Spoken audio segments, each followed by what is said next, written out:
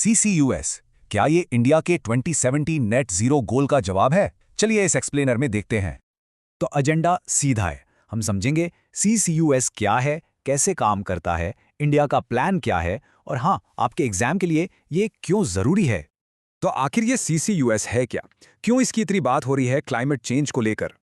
Basically ये CO2 emissions को पकड़कर ट्रांसपोर्ट करके जमीन के नीचे स्टोर करने या उसे यूज करने की टेक्नोलॉजी है। इसका प्रोसेस बहुत सिंपल है, 3 स्टेप्स में। पहले कैप्चर, फिर ट्रांसपोर्ट और आखिर में स्टोरेज या यूटिलाइजेशन। अब देखिए, CO2 कैप्चर करने के कई तरीके हैं। फ्यूल जलने से पहले, बाद में या सीधे हवा से। हर इंडस्ट्री के लिए अलग मेथड। कैप्चर करने के बाद CO2 को जमीन में गहरा स्टोर किया जाता है। जियोलॉजिकल स्टोरेज इंडिया के लिए काफी प्रॉमिसिंग ऑप्शन है।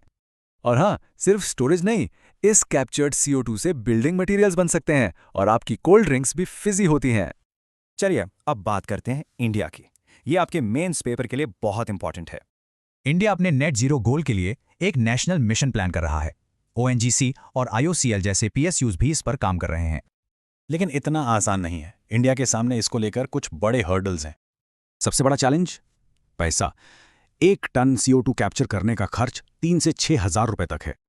कॉस्ट के अलावा इसमें एनर्जी बहुत लगती है और अभी तक क्लियर पॉलिसीज और इंफ्रास्ट्रक्चर भी नहीं है।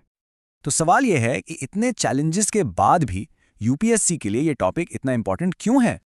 क्योंकि ये इंडिया के 2 सबसे बड़े एमिशन चैलेंजेस का सोल्यूशन हो सकता है, हार्ड टू बीट सेक्टर्स और हमारी gold dependency.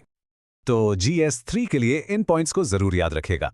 Net zero CCTS और IPCC रिपोर्ट्स में इसका जिक्र है। और देखिए, ये सिर्फ थियरी नहीं है। UPSC ने 2021 मेंस में इस पर सीधा सवाल पूछा था। तो आखिरी सवाल यह है, क्या इंडिया कॉस्ट बैरियर को तोड़कर CCUS को अपने क्लाइमेट गोल्स का एक मजबूत पिलर बना पाएगा?